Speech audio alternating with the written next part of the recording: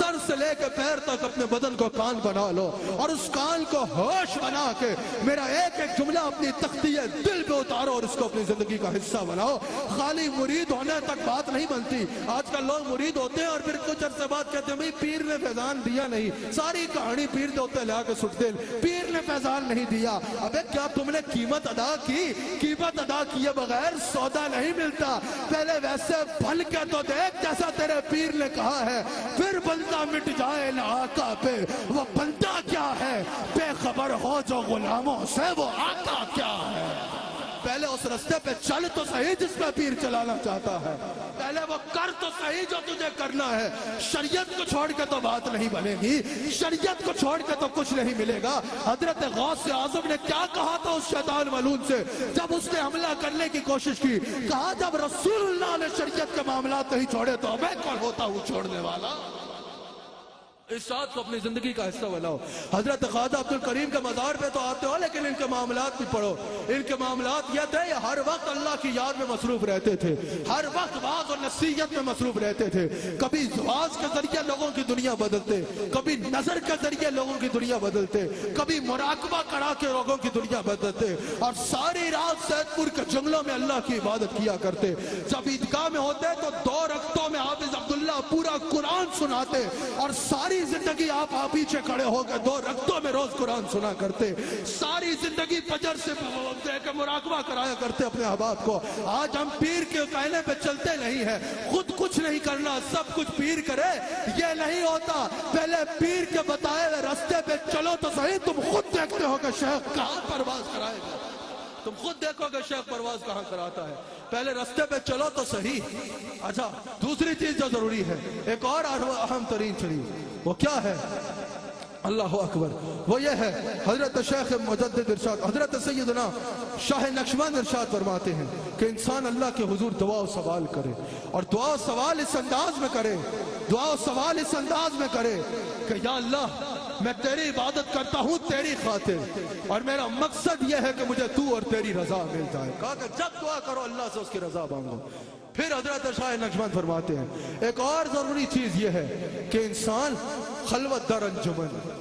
بھئی لوگ کہتے ہیں نا کہ قبلہ پیر صاحب ہیں, پیر صاحب ہیں, ان کے گرد اتنا ہجوم کیسا ہے, ان کے گرد دنیا کا طبقہ کیسا ہے. نہیں, خلوت در انجمن. کہاں ہمارے سلسلے کی تو یہ پہچان ہے کہ ہم خلوت در انجمن کی منزل پہ ہوتے ہیں. میں تو گناہگار آدمی ہوں, میں اپنے مشائخ کا قول بتا رہا ہوں, اور یہ جو مشائخ تشریف فرما ہیں, یہ جو تینوں مشائخ تشریف فرما ہیں, ان کا حال بیان کر رہا ہوں کہ خلوت در انجمن یہ مجلس ہزاروں کی بھی ہو, یہ اندر تنہا ہوتے ہیں.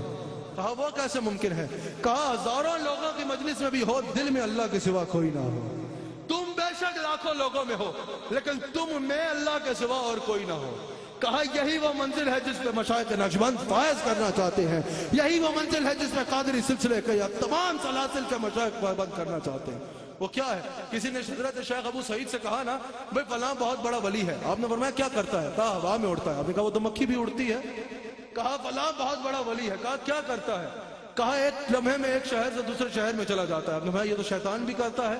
کہا حضور پھر ایک اور ولی کی کہانی سنیں. آپ نے فرمایا وہ کیا کرتا ہے؟ کہا حضور پانی پہ چلتا ہے. آپ نے فرمایا وہ تو بطخ بھی چلتی ہے.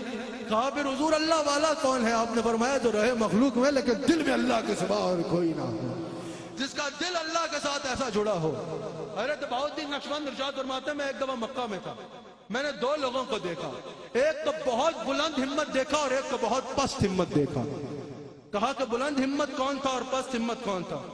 آپ نے فرمایا میں نے ایک کو کعبۃ اللہ کے ساتھ لپٹے ملتزم کے مقام پہ دیکھا, اور ایک کو مینا میں دیکھا کہ وہ 50,000 کا سودا خرید رہا ہے. لوگ سمجھ گیا کہ پست اور بلند کیا ہے. آپ نے فرمایا تم سمجھے؟ کہا حضور بالکل سمجھ گئے. آپ نے فرمایا تم غلط سمجھے ہو. آپ نے فرمایا میں نے بلند ہمت اس کو دیکھا جو مینا میں 50,000 کی خرید و فروخت کر رہا تھا, اور میں نے پست ہمت اس کو دیکھا جو ملتزم سے لپٹے ہوئے تھا. لوگوں نے کہا یہ کیسے؟ آپ نے فرمایا جو ملتزم سے لپٹے ہوئے تھا نا, میں لوگوں کی نظر اس کے حال پہ تھی, میری نظر اس کے دل پہ تھی.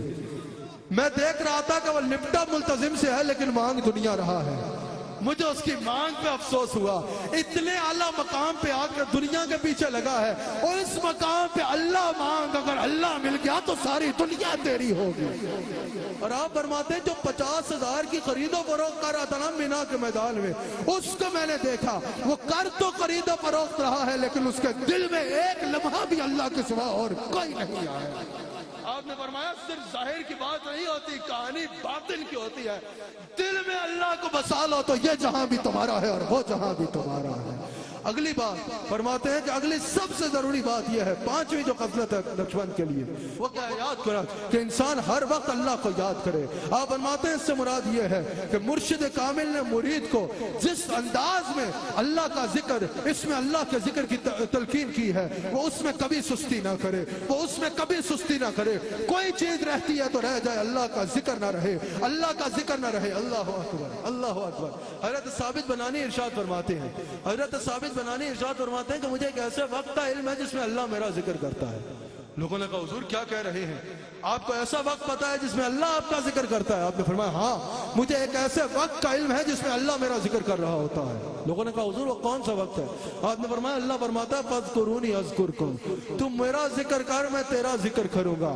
آپ نے فرمایا جتنی دیر میں اللہ کا ذکر کرتا ہوں، مجھے قرآن کی نص بتا رہی ہے اتنی دیر اللہ میرا ذکر کر رہا ہے۔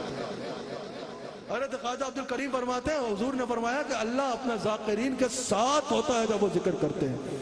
آپ فرماتے ہیں کسی کا دنیا دار کے ساتھ تعلق جڑ جائے تو اس کے پیر زمین پہ نہیں لگتے۔ آپ فرماتے ہیں دنیا کے پیچھے نہ بھاگ، اللہ سے تعلق بنا، جب اللہ تیرے ساتھ ہو جائے گا تو دنیا کی ہر چیز تیرے ساتھ ہو جائے گا۔